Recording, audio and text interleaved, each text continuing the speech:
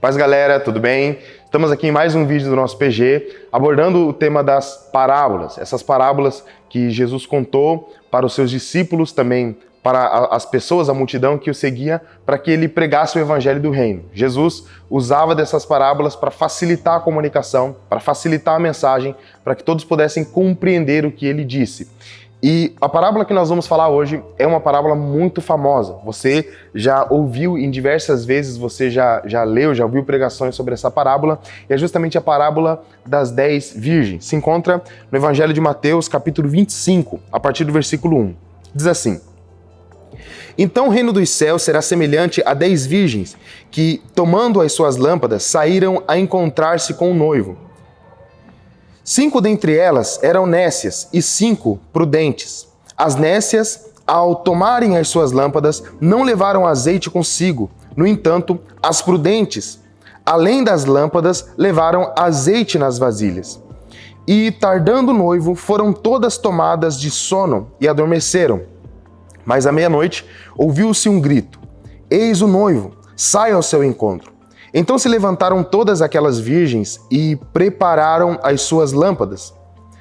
E as nécias disseram às prudentes: Dai-nos do vosso azeite, porque as nossas lâmpadas estão se apagando. Mas as prudentes responderam: Não, para que não nos falte a nós e a vós outras. Ide antes aos que vendem e comprai-o. E saindo elas para comprar, chegou o noivo, e as que estavam apercebidas entraram com ele para as bodas e fechou-se a porta. Mais tarde chegaram as virgens nécias, chamando: Senhor, Senhor, abre-nos a porta. Mas ele respondeu: Em verdade vos digo que não vos conheço. Vigiai, pois, porque não sabeis nem o dia e nem a hora. Bom, esse texto, como eu disse, é amplamente conhecido, nós já ouvimos diversas vezes a respeito do que Jesus fala nessa parábola, e eu gostaria de discorrer um pouco e apresentar aquilo que o Senhor tem colocado no meu coração sobre esse texto. Primeira coisa que nós precisamos entender é que esse casamento aqui não é um casamento comum. O casamento que você tem visto, que você já foi convidado provavelmente, ou você já viu aqui na nossa cidade do Paraná, em Foz do Iguaçu, não tem nada a ver com o casamento judeu. O casamento judeu era algo totalmente diferente. Então a primeira coisa que nós precisamos entender é que Jesus está falando para um povo a respeito de um casamento dentro da cultura daquele povo, né? O casamento judeu durava por semanas, durava por dias. Aliás, por uma semana. O tempo total do casamento era de 7 dias. E envolvia uma série de cerimônias culturais daquela época. E uma das coisas que acontecia, que é um detalhe que é importante a gente saber nesse texto, é que o casamento geralmente acontecia à noite. Existia um fator surpresa no casamento, onde o noivo precisava pegar a noiva de surpresa. A família da noiva ficava se aprontando na sua casa, a família do noivo ficava se aprontando na casa dele também. O noivo, em determinado momento, sem dizer a hora, sem dizer o dia, como um fator surpresa, saía de sua casa e ia com a sua comitiva até a casa da noiva. Chegando na frente da casa da noiva, poucos metros antes, o amigo do noivo sempre dava um grito e dizia: Aí vem o noivo, sai-lhe ao seu encontro. Era o momento em que a noiva saía de sua casa, era o momento onde as virgens saíam e a família da noiva saía de sua casa e eles iam trilhar um caminho até chegar ao salão, a casa onde eles fariam uma festa de 7 dias. E o fator importante é que, como o noivo queria que fosse uma surpresa, geralmente o noivo ia até a noiva chamá-la durante a noite. Então é por isso que era necessário que tivessem lâmpadas, lamparinas. Não tinha como sair para essa corte nupcial sem as lâmpadas, sem as lamparinas. Jesus aqui apresenta um paralelo entre a metade dessas amigas da noiva e a outra metade. Metade eram nécias, loucas, em outras versões. E metade eram prudentes. Quem Jesus chama de loucas? Jesus diz que aquela que é amiga da noiva, que vai se preparar para uma festa de casamento, e essa festa de casamento vai ter uma corte nupcial, vai ter um cortejo nupcial à noite, e não leva consigo uma reserva de azeite, é louca. Então, o que Jesus está falando é simples. Se você vai andar à noite e não leva com você reserva de azeite, e só leva um pouquinho de azeite na lamparina, e não tem um entendimento de que essa luz vai acabar, você é louco, você é imprudente, você é nécio. Então Jesus está falando a respeito da reserva que nós precisamos ter, do relacionamento com Deus, do relacionamento com o Espírito Santo. Nós precisamos entender que estamos andando numa noite escura.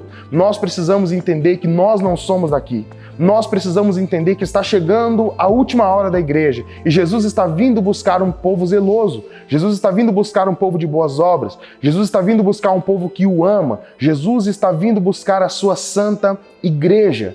E a igreja, ela pode até dormir, porque a repreensão do texto não é sobre dormir. Muita gente pensa que Jesus está repreendendo sobre o dormir ou não.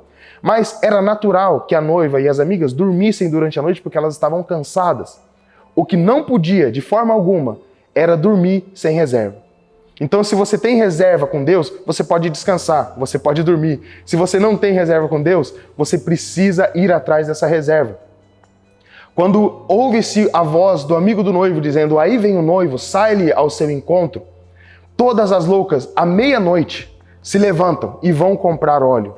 Meia-noite não é a hora de comprar óleo. Meia-noite não é a hora de sair pela rua procurando uma venda aberta para que você possa comprar uma reserva com Deus. Meia-noite é tarde demais.